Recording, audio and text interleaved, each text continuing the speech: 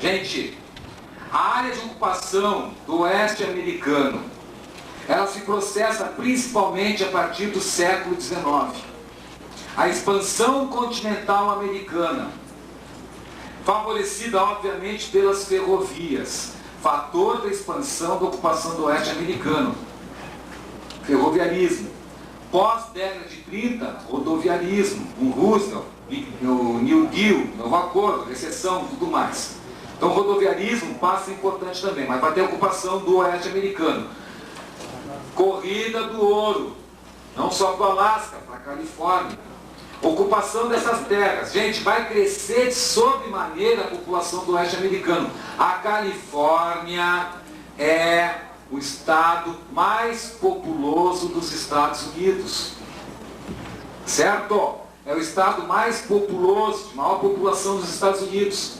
E nós temos na Califórnia um ambiente urbanizado tremendo. Vou botar aqui para ti, ó. Na Califórnia, nós temos aqui, gente, um espaço extremamente urbanizado numa área litorânea. Aqui, gente, de San Diego, passando por Los Angeles. Olha só que interessante isso, né? Tudo nome o quê? Espanhol, né, gente? Caracteriza o quê? Que essa área antes era mexicana. Os Estados Unidos vai tomando a força, a partir do Texas. Eu tenho um ambiente extremamente urbanizado aqui, gente, em toda a costa oeste americana. Do sul, San Diego fica na fronteira com o México. E se estende esse espaço aqui, ó. Exatamente aqui nós temos também o que, gente? Ó, intensa urbanização. Nós temos São Francisco, a área nova de industrialização, né, gente, do Vale do Silício, a área da informática, isso eu mostrei para vocês. Intensa urbanização. E aqui, gente, também passa a falha de Santo André, que provoca intensos movimentos sísmicos nessa área. Então, gente, se tem intensa urbanização, vai ter que ter o quê? Consumo de água. Intensa urbanização nesse espaço e também, gente, colocar aqui, ó, a agricultura irrigada. Por que agricultura irrigada? Dá uma olhadinha, por favor, na página 81, certo? Página 81, olha aquele dos cinturões agrícolas dos Estados Unidos. A agricultura irrigada dos Estados Unidos aparece principalmente no oeste, onde falta água.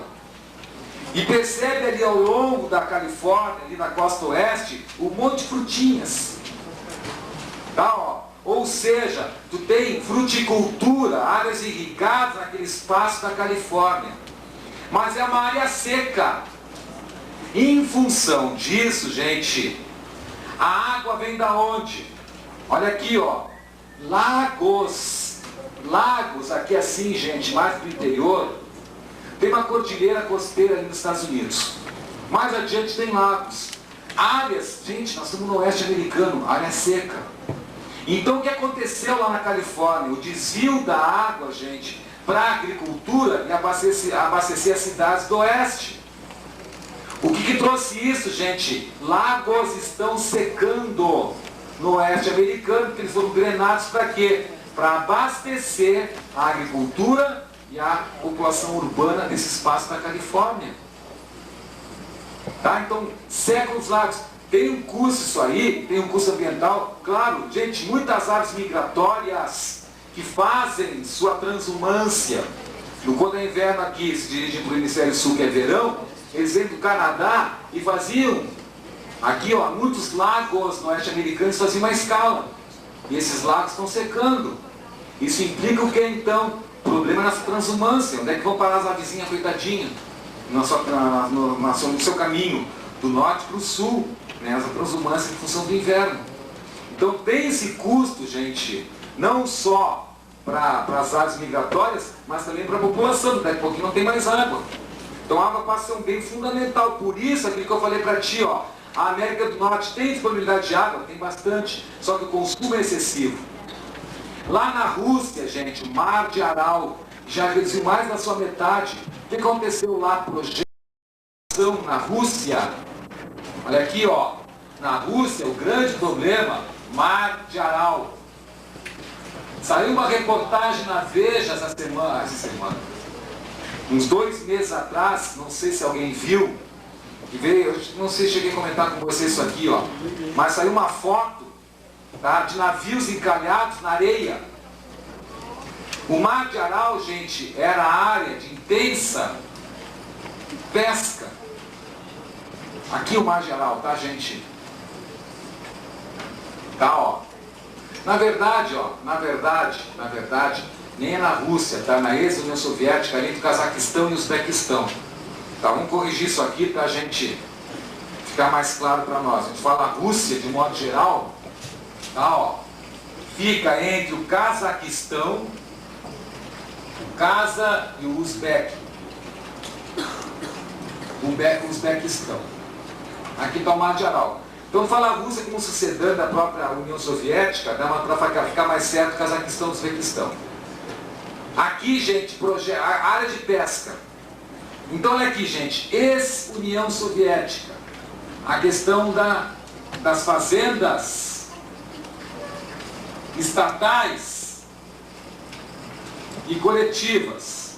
As fazendas estatais eram chamadas de Sovkhoz, e as fazendas coletivas de Kolkhoz. Há muitos anos não cai isso aqui, gente, nem pergunto mais aqui, mas era a agricultura soviética. Então, fazendas estatais e coletivas necessitavam de quê? Irrigação. Resultado, desvio, tá, ó, desvio das águas que abasteciam o Mar de Aral para projetos de irrigação. Consequência, gente, o Mar de Aral está secando. Em função dessa secura dele, gente, começa o que? O processo de quê? Salinização. E a salinização, gente, dessas águas impede o quê? A atividade pesqueira.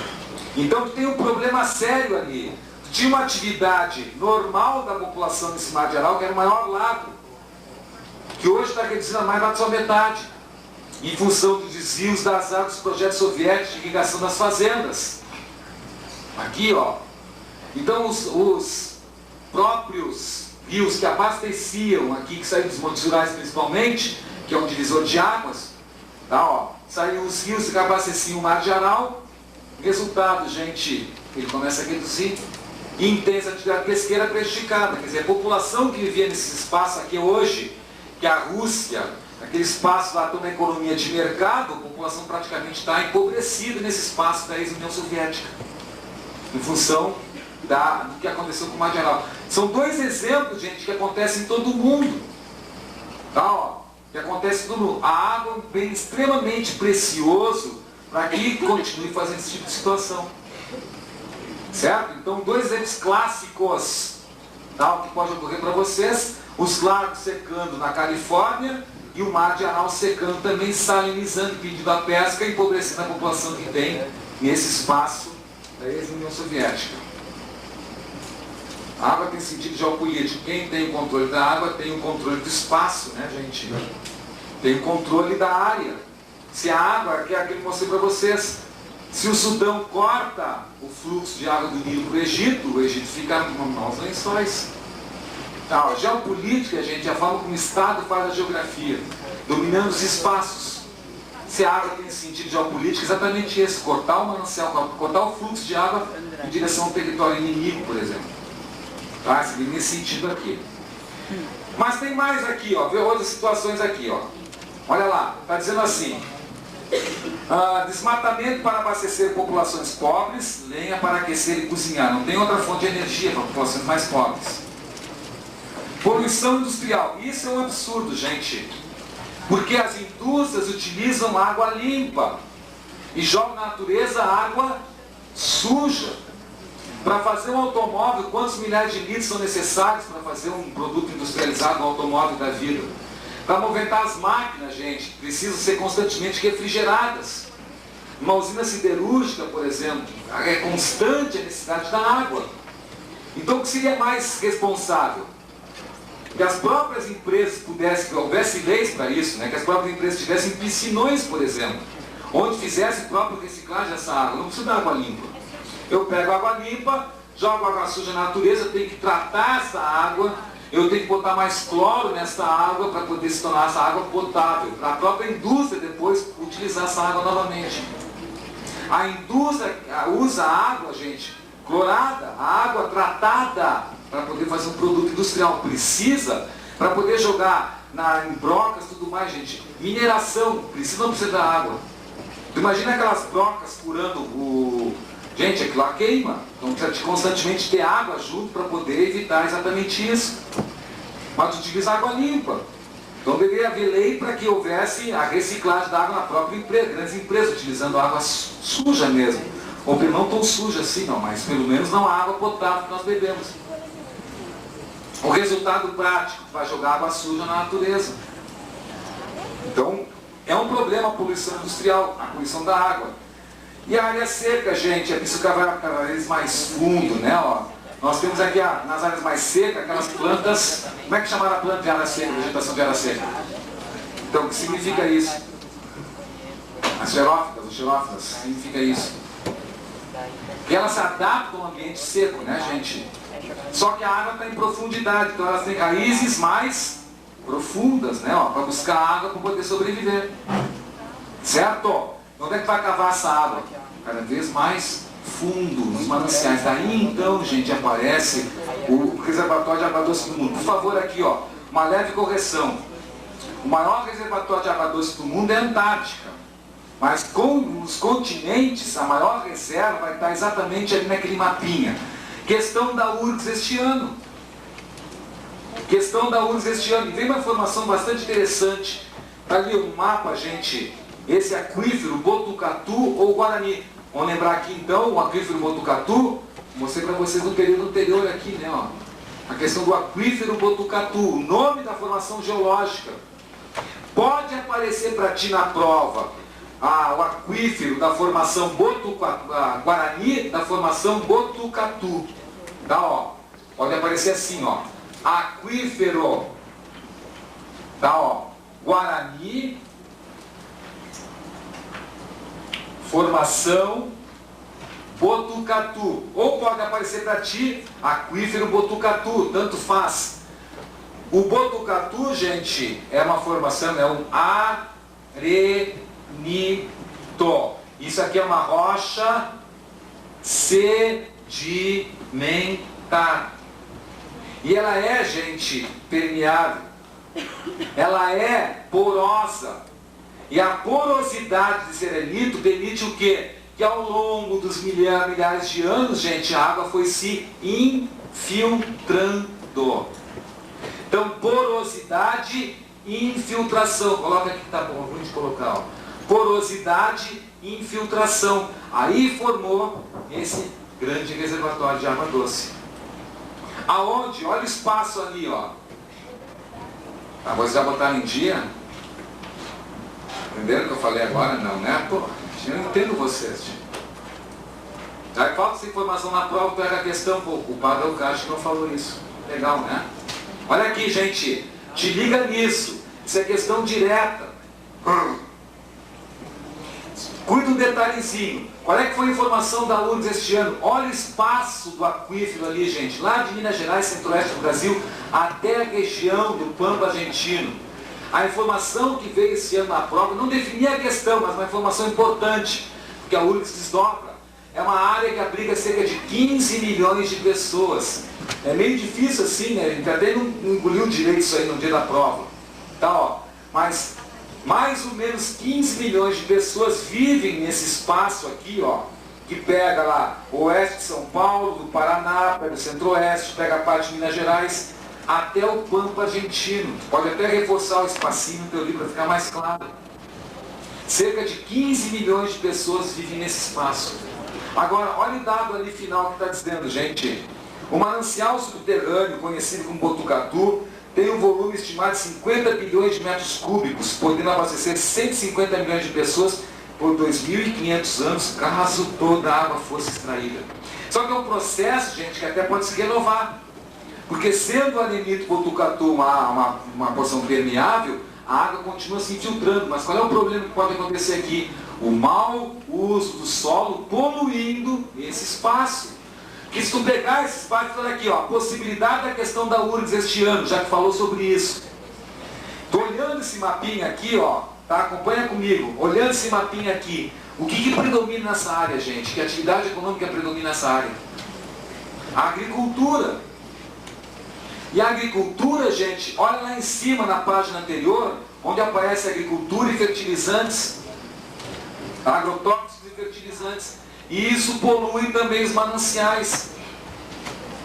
Então pode ser que eles queiram trabalhar este ano com a seguinte condição, tá?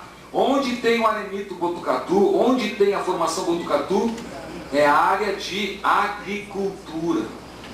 Predominantemente uma área de agropecuária moderna. No Brasil, a agropecuária moderna está para o centro-sul. A agricultura moderna, onde é muito utilizado o agrotóxico. E quanto mais agrotóxico tu usa, gente, maior vai ser a necessidade de mais agrotóxicos. Porque tu cria uma resistência no vegetal. É a mesma coisa dos BTFON da vida, das baratinhas, né? Elas vão adquirindo, depois vem aquela tirinha do Nick Náusea, que é viciado em naftalina, né? E dá barato, né? Ó, e vem a naftalina e fica lá loucão da vida. Gente, a mesma coisa que assim, ó, tu está utilizando um inseticida qualquer, um fungicida, um herbicida, um sida da vida ali, ó, tá utilizando aquilo ali, o que significa isso? Está até dando resistência ao próprio vegetal. Então, doses cada vez mais maciças. Lê comigo aqui assim, ó. A necessidade de se aumentar a produção agrícola levou o mundo ao uso excessivo de agrotóxicos e fertilizantes, principalmente químicos, podendo utilizar o lixo orgânico como adubo. Então, já percebe aqui, né, o gasto que existe sobre isso. O resultado é que o uso desses produtos aumentou a resistência de micro-organismos e ervas daninhas que causam problemas às lavouras. E com isso aumentou a dosagem e a potência dos produtos destinados ao seu combate, trazendo danos cada vez maiores ao meio ambiente. Então o que eu quero ligar com vocês aqui? Se esta área, gente, esse é o fato geográfico que precisa de uma questão. E conhecendo como os caras fazem na URGS, eles estão bem capazes disso. Eles anunciaram, não sei se vai ser essa questão, mas eles anunciaram esse assunto este ano. Então vamos sobrar ela, ó. Área de agricultura moderna. Uso de agrotóxicos, de fertilizantes. Isso pode trazer o quê? Poluição dos mananciais subterrâneos. Poluição da água do arenito Botucatu. Quando vai usar ela, já está extremamente poluída. Pode ser? Lá vai de 60 metros, vai adiante. Ela está abaixo da crosta ali, ó. O arenito se forma. Dependendo do derrame de lavas que houve. Lá no litoral, em Santa Catarina tem mais de 1.000 metros de derrame de lava. Lá no oeste do Rio Grande do Sul tem 1 metro de derrame de lavas. Então a profundidade é variável. Mas existe, né, ó, esse manancial aí, que pode ser, gente, aliás, que caracteriza o seguinte, ó, a América do Sul é, no seu conjunto, o espaço regional com maior disponibilidade de água. Tá, ó, maior disponibilidade de água no mundo. Tendo o Brasil à frente, porque o Brasil é o país de maior bacia hidrográfica, a maior rede hidrográfica do mundo, é o Brasil. Então tem essa condição de água em abundância. Ao contrário, gente, do norte da África, das áreas de deserto, do interior da Ásia. Da América do Norte tem grande rede hidrográfica, mas tem alto e consumo excessivo de água. É uma questão bem possível de aparecer para vocês. Mas faça essa ligação, por favor. Aquela associação, aquela relação que eu falei para vocês no primeiro dia de aula. A prova da URGS exige associações. Então tu está estudando, está mapeando a economia do Brasil, já sabe onde é que está o aquífero, mas já sabe também que tipo de atividade econômica é principal nesse espaço, que é a agricultura moderna. A agricultura capitalista moderna. Então isso pode resolver uma questão. Certo? Está quente no fundo, né? Está muito quente a sala, gente? Hã? Bom, se ninguém responde, página 80, gente. Vamos começar a agricultura então. Vamos só situar hoje alguns pontos, certo?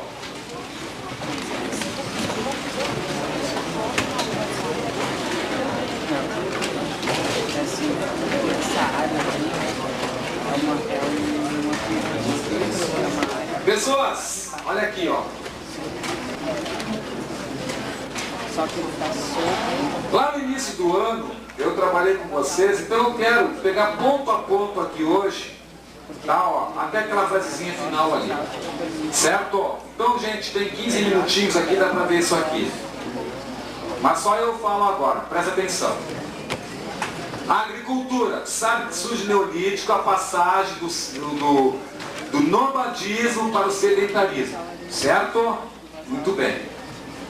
Lá há 10 mil anos atrás, mais ou menos, quando o homem descobre a agricultura e vai se assentar na terra. Aos poucos, gente, o homem descobre forma de produzir na agricultura, o que vai garantir para eles depois a produção dos chamados excedentes.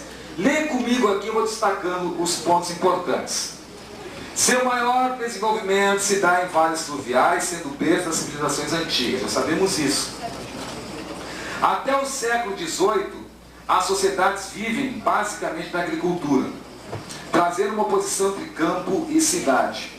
Com a Revolução Industrial, a cidade também passa a ser local de produção e estabelece com o campo uma relação de complementaridade. Isso é importante para nós, gente, porque dá a ideia também da urbanização. E falando em urbanização, gente, o crescimento do mercado, que é o nosso ponto-chave. Então, olha só. Quem domina o espaço, gente, eu posso colocar assim para vocês, resumindo, tá? Ó, então, a agricultura. Então, eu posso colocar assim, ó. Até a Revolução Industrial. Nós vamos retomar isso aqui em urbanização. Até a Revolução Industrial, gente, base econômica. Onde é que está a base econômica? No campo. A cidade, gente, a cidade é tão somente lugar do mercado, é onde as trocas vão ser efetuadas. Quando começa a produzir excedente, o que vai acontecer? A produção excedente, está sobrando, eu vou ter que trocar com alguém que está produzindo excedente também. Aonde? Num ponto qualquer do espaço, onde vão surgir os primeiros núcleos urbanos. Então vai ser o lugar do mercado e também, gente, lugar do controle político e militar. Esta é a função da cidade. Agora, aqui, ó, pós-revolução industrial. Entende assim, tu entendeu o resto. A cidade passa a comandar o espaço, gente. A cidade comanda o espaço. Por quê? Porque a fábrica, gente, está na cidade e não no campo. Tem a transferência da população do campo para a cidade. A cidade, que já era lugar do mercado, controle político e militar, passa a ser também lugar da produção. Mas onde é que vem a matéria-prima que a cidade precisa para industrializar, gente? Do campo. Então olha aqui, ó, como é que estava aqui? Oposição. Campo. Cidade. O que tem pós-revolução industrial? Campo. Cidade. Relação de quê? Complementaridade. Mas quem domina quem? É o campo que domina a cidade? Não. A cidade domina o campo, porque o campo fornece principalmente, gente, a matéria-prima. Que vai ser industrializada onde? Na cidade. Então a cidade que passa a coordenar a produção. A cidade que passa a determinar o que o campo deve produzir. Por quê? Porque a população é urbana agora, gente. E a matéria-prima continua vindo do campo. Não é o campo mais que decide. Quem passa a decidir agora é a cidade. O que o campo tem que produzir? E não só o campo, né, gente? As colônias que existem pelo mundo afora.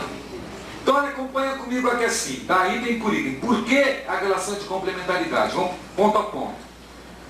A agricultura incrementa o comércio, uma vez que o excedente de produção é trocado e vendido. Isso desde sempre. Desde que começa a produzir na agricultura, tá? Tem incremento do comércio, a troca de excedentes. Trocado, economia natural, vendido depois com a mercantilização da própria economia. As cidades surgem onde se realizavam as trocas, lugar do mercado. Está lá, ó.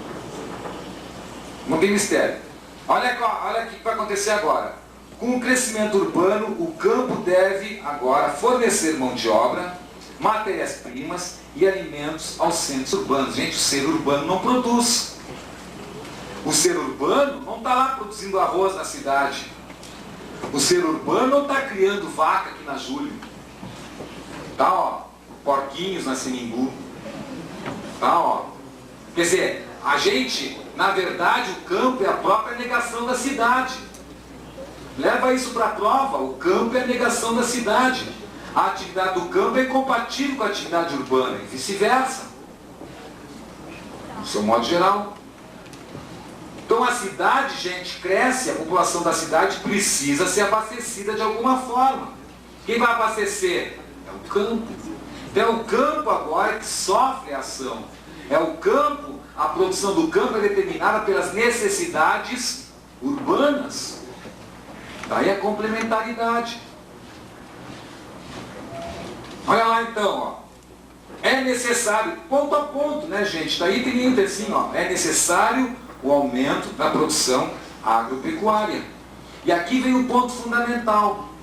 A agricultura perde sua característica de produção para subsistência. Então olha só o que vai acontecer. Antes de produzir para subsistência, o que sobrava tu colocava no mercado. Com o aumento da população urbana, da industrialização, tu não vai mais plantar agora visando a subsistência. Tu vai plantar agora visando o próprio mercado. Mudou o eixo, gente, na produção. Mudou a situação concreta agora que se começa essa produção rural. Então olha que todos nós somos produtores de subsistência, todos nós produzimos, mas sobra alguma coisa, o que eu faço? Coloco no mercado. Então eu só colocava no mercado o que sobrava, porque a minha finalidade primeira qual era? A subsistência. O que acontece agora? Mudou o eixo. Eu tenho que produzir para abastecer principalmente a cidade. E cada vez mais, se tiver isso aqui, gente, na própria questão da expansão marítima, a Briguita mostrou para vocês o quê? Né, ó, por exemplo, a colônia. Produzia cana para abastecer a colônia? Não, produz cana para abastecer a metrópole. A finalidade do campo é abastecer os centros urbanos. Então eu tenho que produzir visando o centro urbano. E o que vai ser melhor? Aqui está o nó da questão. Vamos adiante aqui, ó. Antes da Revolução Industrial, colocava-se no mercado o que sobrava, uma vez que a necessidade primeira era o autoconsumo, né, gente? Para ficar verbalmente correto. Era o autoconsumo. Agora, olha só. Cuidado aqui, quem produz para o autoconsumo não pratica a monocultura. Gente, a agricultura de subsistência é tipicamente uma policultura. Atenção, ó, a agricultura de subsistência, ela é policultora. E olha só, gente, não é agricultura capitalista. O cara que produz para subsistência não pratica agricultura capitalista. Porque a agricultura capitalista é produção diretamente visando o mercado. E que é para o mercado aqui? Só o que sobrava. Então a finalidade dele, gente, não era produzir para o mercado. A finalidade era produzir para ele mesmo. O que sobra eu coloco no mercado. Certo? Então quem produz para subsistência não é agricultura capitalista. Vamos lá depois. Com o capitalismo muda o eixo da produção e a destinação da mesma. Ali, ó. Agora não se vende o que sobra, já que se planta visando o mercado. Então a pergunta que se põe agora é a seguinte: o que é melhor, poli ou monocultura? Gente, já que eu vou plantar agora visando o mercado, o que é preferível? Policultura ou monocultura? Olha só. O primeiro impulso de resposta é policultura. Mas não. Olha só o exemplo aqui, ó. Eu tenho uma terra, esse espaço aqui. E tem alguém que tem o mesmo espaço, com as mesmas condições de solo, de clima, etc. Que eu, mesma área, aqui do lado. Eu vou produzir para o mercado. Aí eu penso assim, ó, eu vou ser esperto, eu vou produzir de tudo um pouco. Então eu produzo aqui trigo, milho, arroz, centeio, soja, cevada, batata, beterraba, quer dizer, planto de tudo um pouquinho. Ao passo que o cara que está no lado aqui, que tem o mesmo solo que eu, mesmo tipo de solo, condição tudo igual, planta só trigo.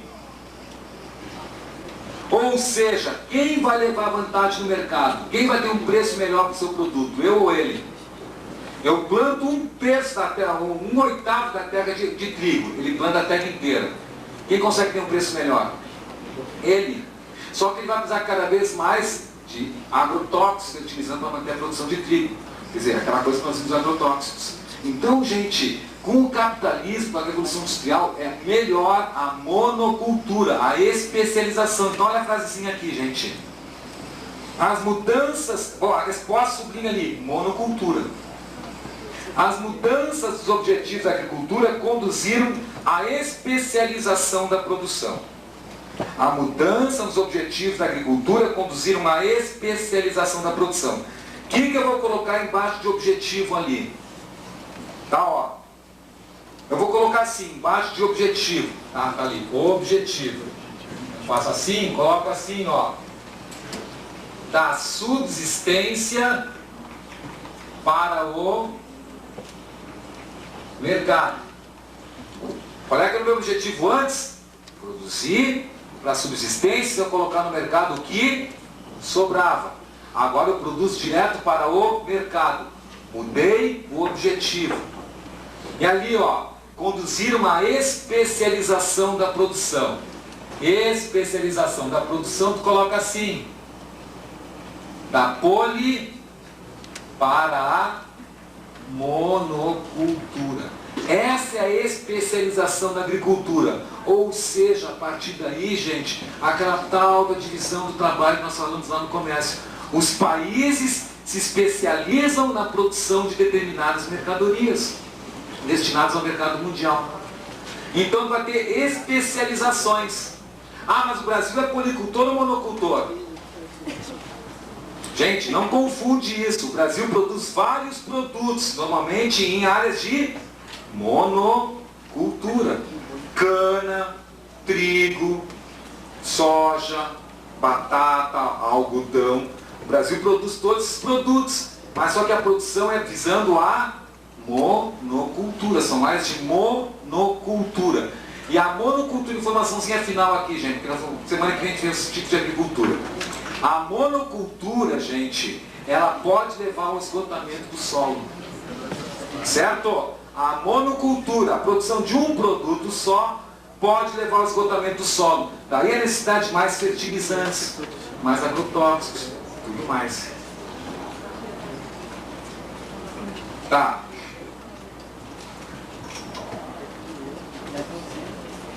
Tá certo. Não, agora eu vou terminar aqui então. Tá, gente? Semana que vem nós vamos ver então os tipos de agricultura que existem no mundo. Tá, gente? Bom fim de semana.